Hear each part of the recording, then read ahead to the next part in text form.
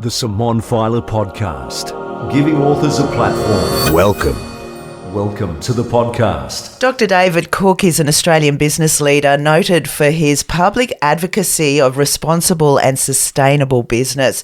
He's a sought-after conference speaker. His work includes addressing boards and senior executive teams, as well as conducting in-house management workshops on ethical decision-making. Kind Business is his first book, which David and I have just wrapped up recording the audiobook version of here at Brisbane Audiobook Production. Welcome to my podcast, David. Thank you very much, Simone. It's a pleasure to be here. It's my pleasure to be chatting with you after going through that wonderful, insightful work of yours, Kind Business. Well, yes, you're the first person to ever hear the audiobook. I know, right? I love my job. How lucky am I? So firstly, I want to ask you how the experience was recording with me. Oh, look, I really didn't know what I was getting into, I suppose. I just knew that a lot of people consume content via audiobooks these days, and so it was an important step. And but I've thoroughly enjoyed the whole process. It requires a lot of concentration and a lot of patience on your part as I stumble over various words and they need to be corrected and edited and so on.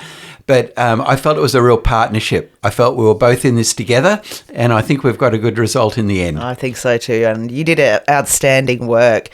Compliments firstly, your book is so well edited. I think there was only like 5 mistakes we found in the whole thing. That's in like 70,000 plus words. That's amazing, so kudos to that. Good. And what else was I going to say? And also your narration, yeah, like you made minimal mistakes. You kept saying, I'm making all these mistakes. And it's like, you did the About the Author section, which was a 4-minute section and not even one stumble in that whole section. Well, I suppose if I can't get through a description of myself, then I've probably got problems. Oh, so funny. So you've worked in business leadership for many, many years. How did you get into it? Yeah, that's kind of an interesting story. Look, when I left school, where I did not excel academically, my first 3 jobs were in factories, and my next 3 were in the post office. I was a postman. And then I learnt a meditation technique called TM, Transcendental Meditation, when I was 17. And I decided quite quickly, this is what I want to do. This is my life's calling. I want to be a TM teacher. So I went overseas and I trained, and I came back and I opened up a centre and started teaching the public and also stress management courses to business. And I did that for about 8 years full time. Right. The only problem was saving the world, as I used to call it, it didn't pay very well. Oh. And after a while, with full credit cards, I realised I needed to get a job. Oh. And I thought to myself, gee, look, I'm so far behind for somebody my age, and what should I do? And I thought, I think salespeople get paid a lot. Maybe I'll be a salesperson. So I started applying for sales jobs, and nobody would give me a job because they said you've never sold anything.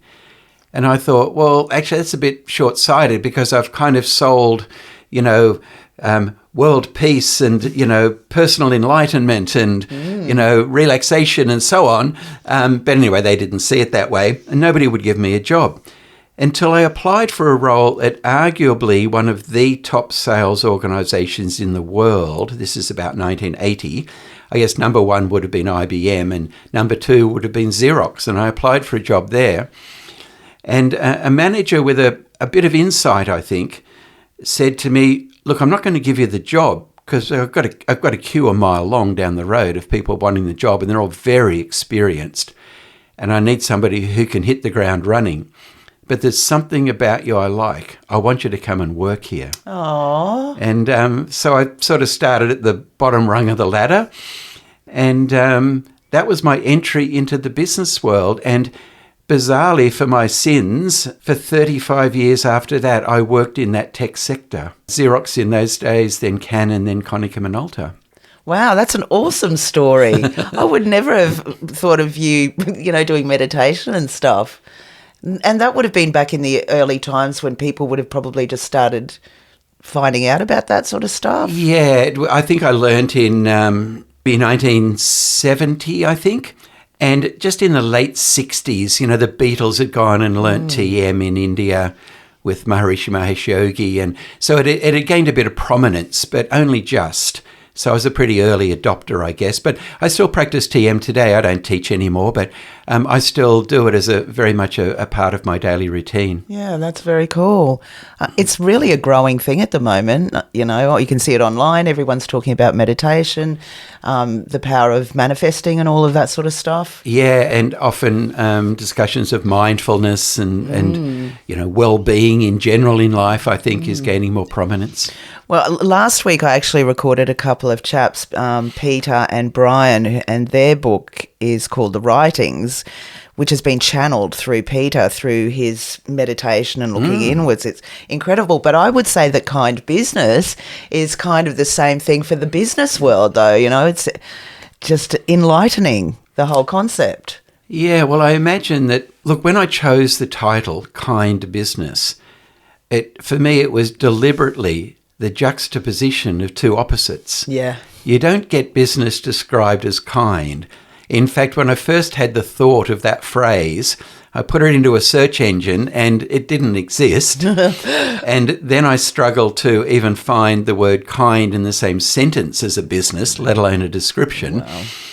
And I kind of felt I was onto something. Yeah. Because for me, I think in a way I probably brought the greatest self-awareness that meditation gave me into my time in the business world. So in a way, they were sort of opposites as well. One very inward, one very outward. And what I discovered, I believe, is that you can really nourish the business world by bringing a different attitude. Yeah. And then what I discovered was, lo and behold, when you do treat people with kindness in the business world, your business actually flourishes. Yeah. It thrives. Yes. And so everybody wins. Yeah, definitely. We've just wrapped up the last chapter, and certainly your time in Konica Minolta, it's just an amazing journey, what you did there. You created the roles of Chief Sustainability Officer, Corporate Social Responsibility Manager, and Ethical Sourcing Manager a little while after you'd been in the industry, positions that were all taken up by females, and you scored an Australian first with doing that in 2017. Tell us a little bit about it without giving too much away, so people will still go and listen to your book. Yeah, so look, business isn't necessarily about awards, but it's nice as you run a business to see some external acknowledgement that you're on the right track. And yes, we were the first company in Australia to be awarded what was called the Freedom Award by Anti-Slavery Australia. That's an organisation that resides within the legal department of the University of Technology of Sydney. And that award had previously only gone to individuals who were working against slavery and forced labour, government departments, and some NGOs. And the year after that, we were awarded the top business in Australia for human rights by the Australian Human Rights Commission. And that's a very prestigious award. They both are, actually. But that's very sort of a very competitive process, and some of the biggest companies in Australia and biggest law firms had all made submissions towards that, achieving that award. And little old Konica Minolta, with its 500 people, received that business award, yes. Outstanding. And basically all implemented by yourself. So obviously you're a big advocate for getting rid of trafficking of all sorts and slavery. What was the spark that got you interested in this? Yeah, look, there was a defining moment, or perhaps a couple for us. One of them was during an overseas conference that we had in Cambodia, and we had a keynote speaker, a woman called Somali Mam, who had been trafficked herself as a teenager into the brothel systems of the big cities in Cambodia. She was from a regional village, and she had met and married and was able to extricate herself from that life and moved to Paris. But she decided she had to go back because there were too many young people like her still in that situation. And her husband, who had been with Médecins Sans Frontières, was very supportive. And they started an organisation called AFESIP, AFESIP, which is a French acronym for assisting women in distressing situations. So she spoke about her work. And there's an expression in the human rights world which is, once you know, you can't unknow. And once you've seen, you can't unsee. And having been exposed to these stories of young women being trafficked like this, we just knew that we had to do something. So when we went back to Australia, we made them an official charity partner, and we started to help fund their work. You also were supporting other charities during your time there at a time when the digital world was starting to sort of blow up, and effectively what you guys were doing in Konica Minolta was basically sort of going out of fashion, printing and whatnot, because everyone had a computer. Yes. But your sales at the time, they were going through the roof when they shouldn't have been really doing that, given the lay of the land. Do you attribute it to what you were doing with the charities, or...? Yes, it's a really interesting topic, actually. The first thing I would say is that we never did any of our initiatives to contribute positively to the lives of people inside our company or the lives of vulnerable people outside our organisation for commercial gain. We didn't even understand at the time that there would be any link between a company thriving and doing good things. We simply did the things that we did because they were the right things to do. However, you're right, in our industry, which was largely producing printers and photocopiers and so on, the main competitors are people like Xerox and HP and divisions of Canon and so on. That industry was definitely in decline, as most people could understand. Companies were printing less. We all print less in our lives now. It's the digital age. So we should have been following the trend of the industry globally and shrinking. Instead, every year for 10 years, between the global financial crisis and the COVID pandemic, we grew our business. And I believed it's because we had an ethos of caring for people and trying to be a good company, that people were rewarding us. They wanted to come and work there. They stayed in the face of better offers elsewhere. People started to award us contracts, and many said to me, "You're getting this contract because of your values." So there were certainly cynics and skeptics that said, you know, you've lost your way as the managing director, you're distracted, you shouldn't be doing stuff to do with charities or human rights causes or whatever. Get back to sticking to the knitting. And I'd always just say, well, look, we could, but what if it turns out that the reason we're so commercially successful is because we're trying to be a good ethical company? What if they're linked and we stop doing those things? We might go backwards. Do you want to take the chance? Do you want to roll the dice? Because I don't. Yeah. So we weathered the storm of criticism and we kept going. Yeah, obviously you were on the right path. So just you getting into that company is obviously, as you've just said, an interesting story, but how you then became the managing director is also a story, given that it wasn't managed by a person in Australia. It was Japanese people that were managing it. How did that come about? Did they ask you, or did you apply for it, or was it just announced on the night? Or Yes, it's kind of interesting as well.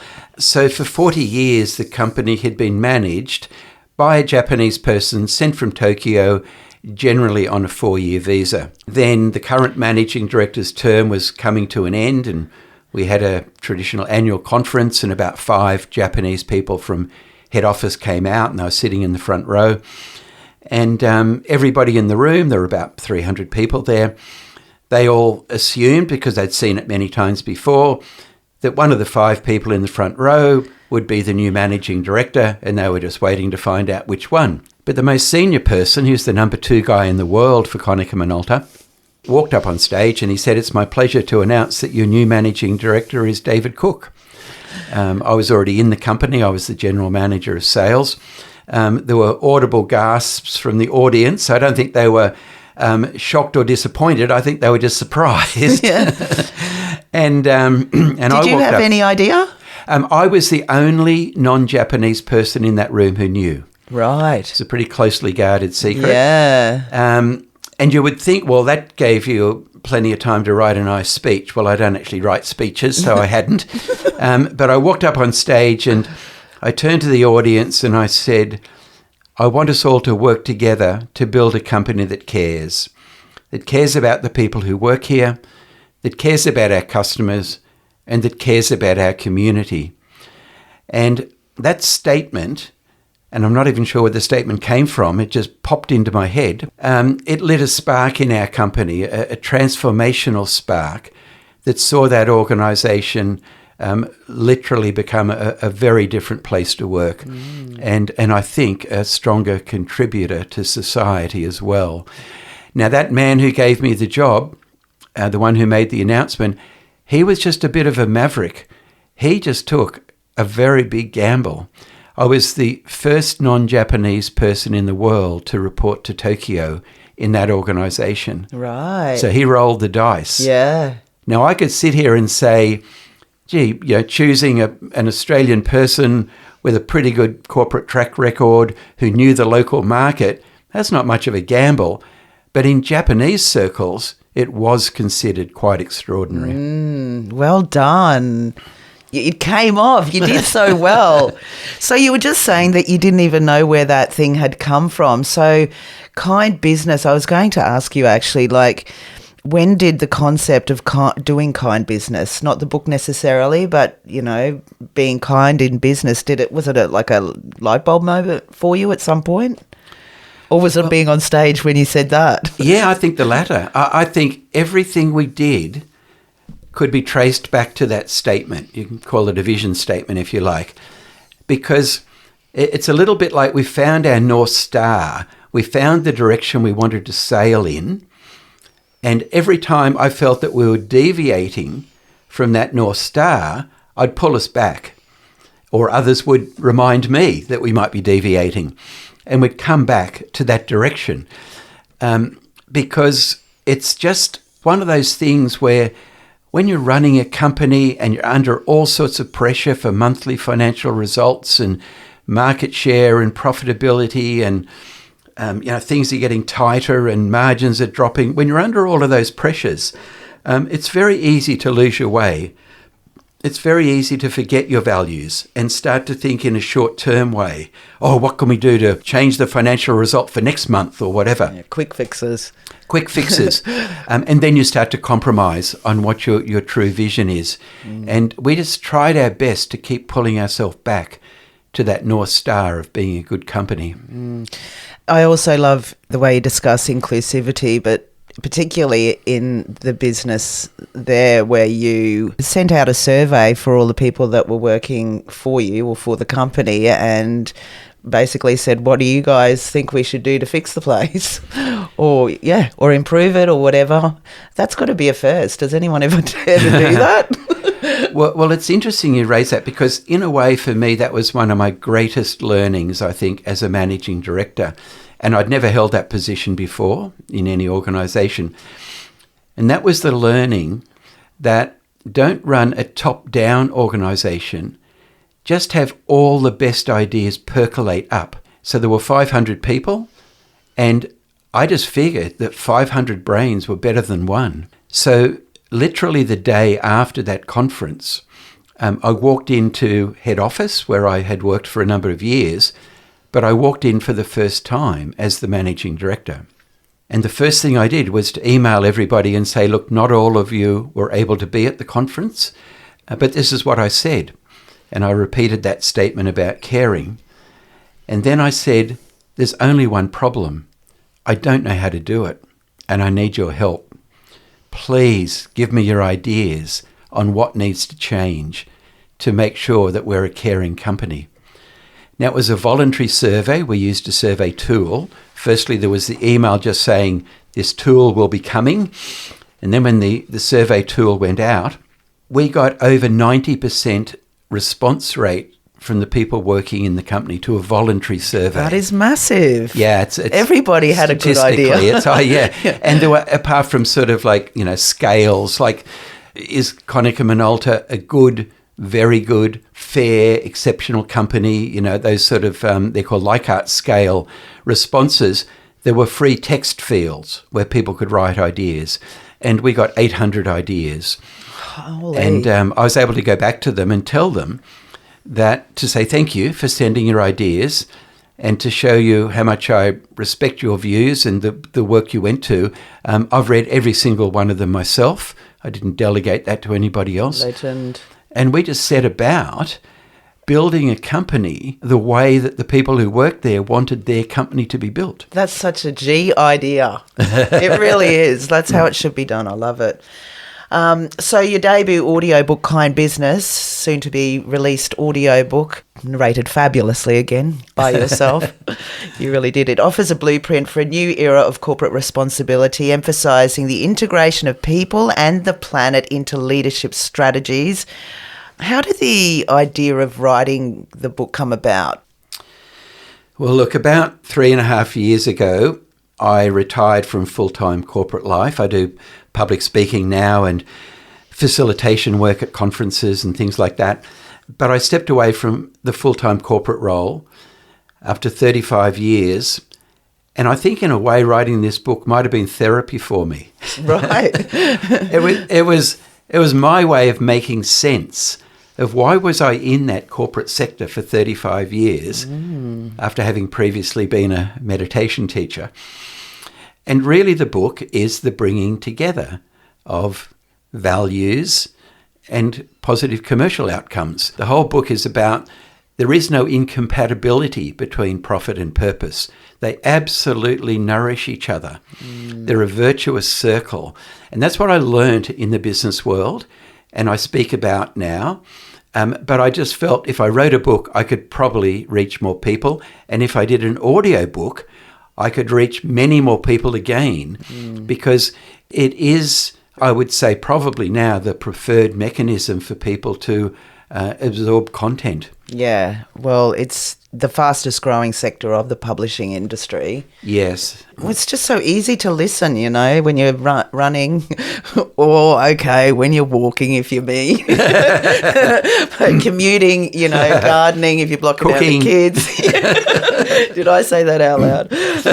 Okay. So, well, your book opens in part one with traditional business, where you talk about how companies in various forms have existed for thousands of years, stretching from the simple structures of Mesopotamia in 3000 BC. I was like, what? I had a flashback to high school. That's like the last time I heard of that.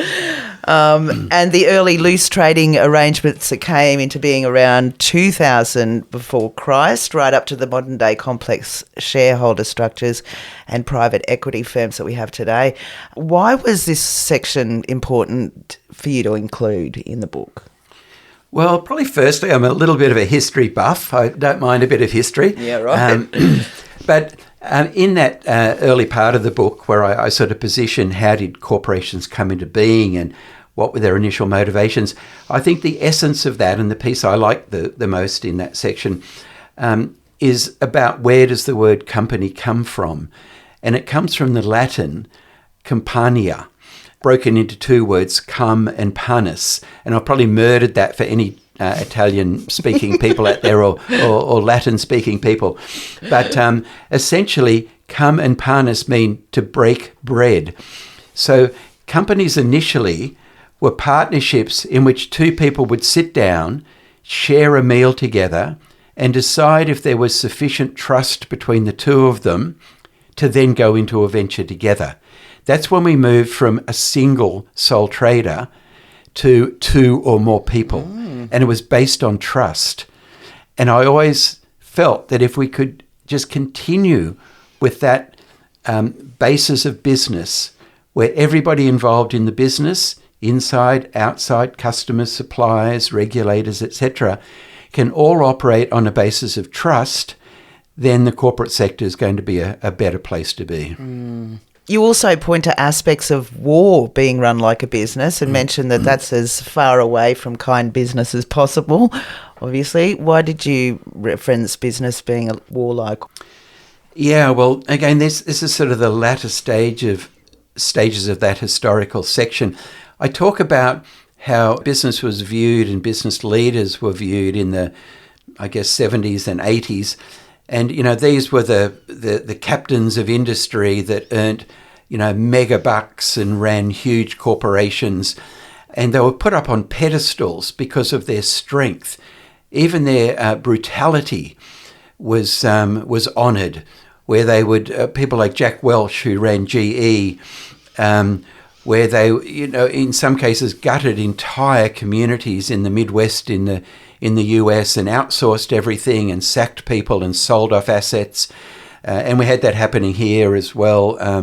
Chainsaw Al Dunlap, for those who remember that era. So basically, we took the most brutal aspects in a way of masculinity and we honoured them.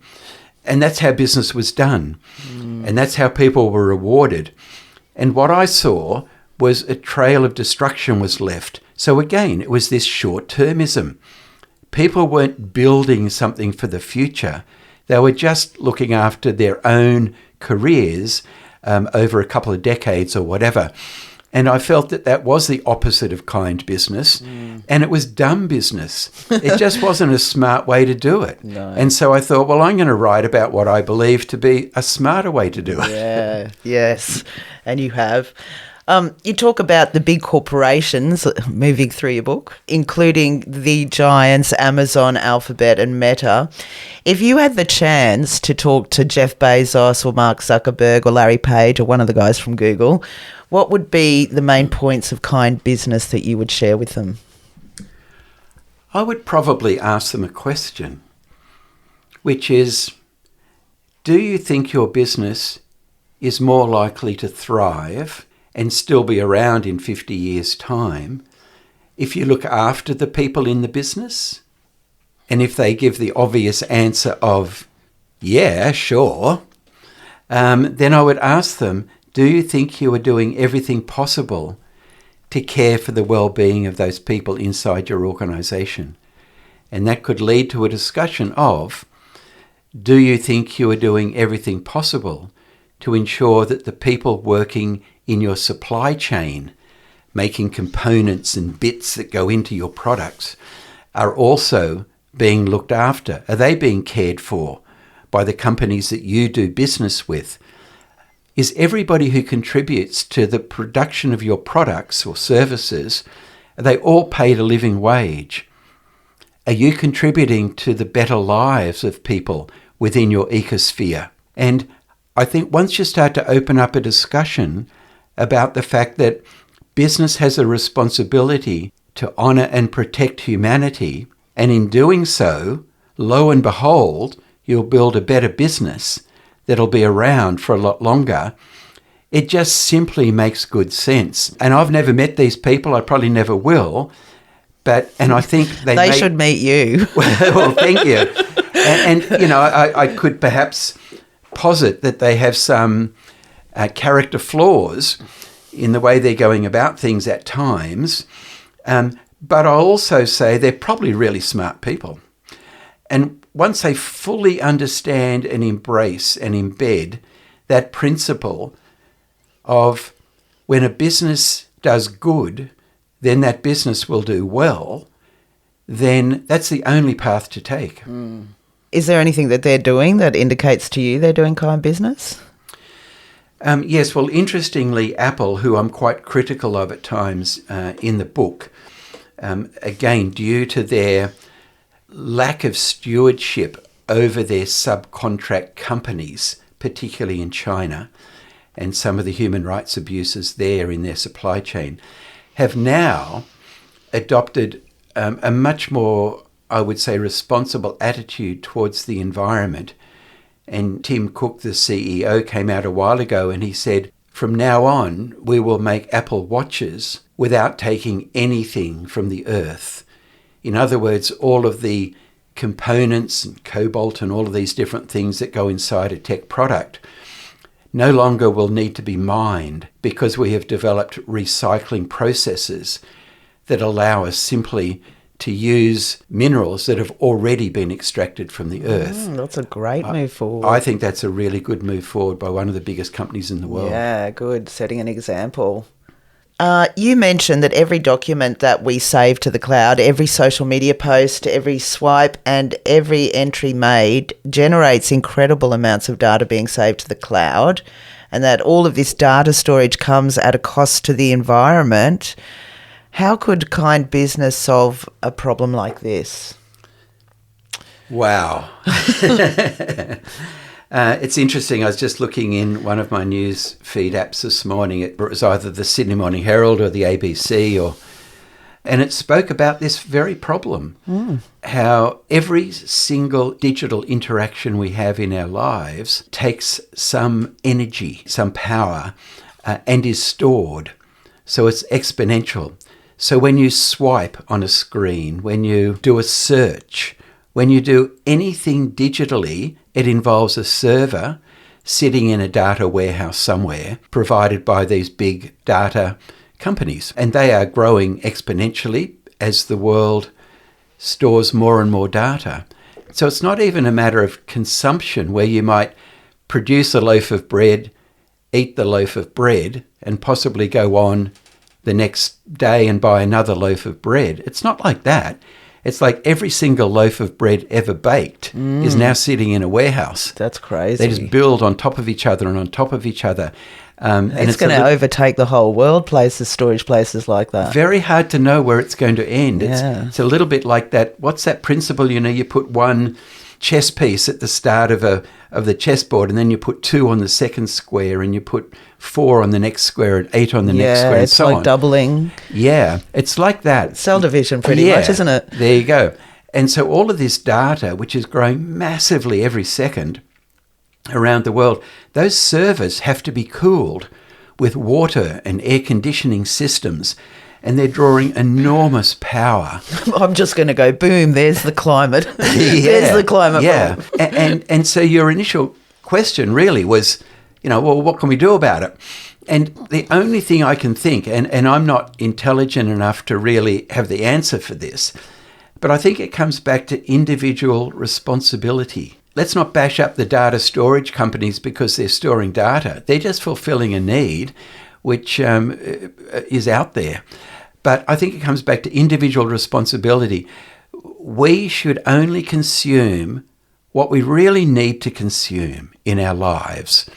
And that probably means not spending as much time swiping and searching online. Yeah. It certainly means not buying as much disposable clothing, changing the clothes we have every season or every month. We shouldn't be partaking in this whole phenomena of fast fashion. I'm quite critical of these, giant global platforms that are advocating fast fashion and, throw away disposable items, use them once, throw them away, buy another one. They're really cheap. The fact that they're cheap is not the point. There are 2 points. One is, why are they cheap? Probably because people's labour was exploited. Yeah. And the second thing is, when you throw it away, what happens? It's degrading the environment. And often our rubbish from wealthy countries is shipped over to poor countries. And it's unsustainable. We just have to stop consuming so much stuff. We don't need that much stuff in our lives to be happy. Yeah. Here, yes. I think everyone listening is going, yes. We all know though, don't we? I mean...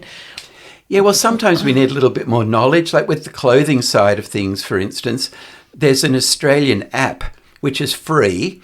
Everybody can download it. It's called Good On You. Just those 3 words, Good On You. And it's an app which rates the clothing manufacturers against sustainability criteria, against human rights, labour criteria, and treatment of animals. And before I buy any item of clothing these days, I just pull out my iPhone and I just tap on the Good On You app and I put that brand in and I see how they're rated. And if they're rated really lowly, or there's no transparency and they won't share any information publicly about their practices, then I choose to spend my money elsewhere. Yeah, yep. Good on you, yeah? Yes, good on you. So I will put that in the notes underneath. I'm going to get that app so I can check it out. Yeah, exactly. You want to know what they're doing and how ethical they are, because I've just been the first to hear Kind Business, and I can't believe there's 50 million people globally that are considered in slavery. Yes, that's right. And that's very robust research, and unfortunately the number's growing. That's devastating. And I think something like 43,000 trapped in some form of forced labour in Australia. What the heck? We can look at other countries and tut and say, aren't they terrible? Or we can look at generations gone by, centuries ago, and say, isn't it terrible? They had slaves picking cotton in the cotton fields and slaves being transported on those ships out of Africa. How could they have allowed society to operate like that? Well, the reality is there are more slaves in the world today than at any point in human history. There are more slaves in the world today than the total number shipped out of Africa over 400 years on those slave ships prior to slavery being made illegal. But isn't that ironic? Slavery has been illegal since the Civil War was in 1860, and there were Acts of Parliament in the British Parliament around that time making slavery illegal. And yet today, we're still here talking about slavery, and we are worse than ever. That sort of information really, unless you come across something that makes you want to go down that rabbit hole and find out slavery. I mean, if I talk to my kids or whatever, they would go, there's no slavery. You know, people don't know unless you look into it. Yeah, most people think there's no slavery, or it happens in bad countries. That doesn't happen here. Yeah. But notwithstanding the fact that we might have fewer slaves than are in some other countries, and we might feel good about that, the thing is that we are consumers. Australians are still fueling the incidence of slavery by buying cheap stuff without looking into how was it made. And the internet's a very powerful tool. And, if you want to take the time, just before you choose a brand of clothing or a brand of a new laptop or a brand of a new car or whatever, take a little bit of time to do some searches around that. Put the brand into a search engine with the words sustainability rating, or with the words adverse human rights reports, or with the term modern slavery, and just see what comes up. See what's out there. Do some investigating. All right, so we'll move to a different section of your audiobook now, the part where you cover the different types of leaders and the qualities that they bring or don't bring to Kind Business.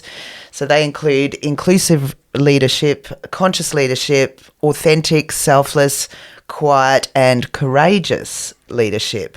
Which one of these do you think describes you best? All of them. No, probably quiet leadership. I'm a very, on the personality or psychological scale, I'm a very high-level introvert. I largely gain energy by spending time with myself or my kids, or adults now, or, having a quiet walk or whatever, swim in the ocean, those types of things. Snap, that's me. Great. Yeah. Well, see, the interesting thing is that there's no right or wrong. There's no personality type, one's better than the other or whatever. Everybody makes a contribution. The only thing is that, sometimes kind of the people who are a bit more extroverted and a bit more outgoing, may be favoured in job roles and promotions and things of that nature, because if extroverts shaped the world and got into more senior positions, people tend to hire people like them rather than looking to hire people not like them to complement the qualities that they have and get the full range of characteristics. And so, sometimes quieter people can be overlooked, but, one of the points I make in the book is, as a leader, you should be drawing out those quieter people. So if you're in a meeting and somebody's not participating greatly, just ask them, what are their thoughts on what they've heard so far in the meeting? Would they like to add anything else? And I think I'm probably an archetypal quiet leader, I think. And just to give a little wrap to another book, not that she needs the promotion, but my favourite book probably ever is a book called Quiet by Susan Cain. It's a beautiful book that deals in detail with the power of quieter people and quieter leadership. Sounds interesting. I might have to look it up myself, and I'll also put that up in the notes. So writing Kind Business, you said it was kind of a reflection maybe of your career in the industry. But did you have anyone in mind when you were writing the book? Was it for you personally, do you think? Or did you think, I'm writing this for a particular person? Yeah, I don't think I wrote it for a person, although in a way I probably wanted my two daughters to get a little bit of a window into my life in the corporate world.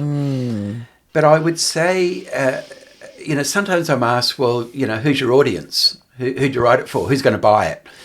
And I find myself... All those questions are coming. Right. And who's going to listen to it now?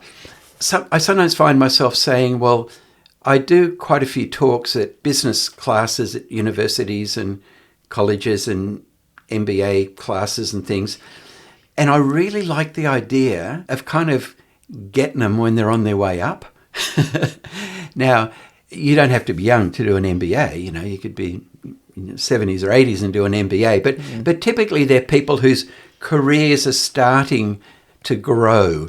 When I do the talks, and now they can listen to the audiobook, I think to plant the seeds of doing good business and kind business early is likely to shape the way that those people run businesses in the future when they move into more senior roles. And I think in a way I wrote it for them. Beautiful. And I hope that a lot of them listen to it, because I think it could change the world dramatically for everybody to be kinder to one another. It's not the book's basically about not just being kind to yourself, kind to the people you employ, but kind to the suppliers, the people that make the actual product, and everyone concerned, including the whole community. And imagine if we were just kind to each other. Yeah. And transparent even. Yeah. And it's a universal principle. I mean, it would be bizarre in the extreme if a company regarded themselves as kind, or wanting to be kind, and evidenced we treat our people really well, and then treated their suppliers really badly, or their customers really dishonestly, or didn't care where the stuff was made in Asia or wherever, Middle East or wherever, and how those people were treated. In other words, their kindness was just limited to a very small component, but they considered themselves kind. That would be bizarre. I mean, kindness is one of those things. You're either kind or you're not, and you're kind most of the time, or you're not. Yeah, I really like your values, and I really rate your book very highly. It's very insightful to a beautiful, kind world, kind business. Thank you so much, Simone. How can people contact you? Oh, well, probably the easiest thing, I think, is esgadvisory.com.au. And there are contact phone numbers and what have you there, and a bit of information about the sort of speaking engagements that I take on, and also the individual workshops that I run inside organisations for teams. Yeah, awesome. And hopefully the audiobook will be out soon. I guess it's just a matter of me cracking on with the edit and putting it together, right? But the book is out, so you can get it, the Kind Business, in print. Online, you can at all the major players, I'm gathering. Yes, and you can ask your local bookshop to order it in as well. And the ebook is out, so it's pretty accessible. All right, congratulations on your work, and on your fabulous work in the booth today. And thank you for joining me on my podcast today, David. Thank you, Simone. I feel incredibly supported by you throughout this whole process of creating the audiobook. Thank you. Awesome. Thank you. Thanks for joining the Simone Feiler podcast. What's your story? Contact Simone for a chat at brisbaneaudiobookproduction.com.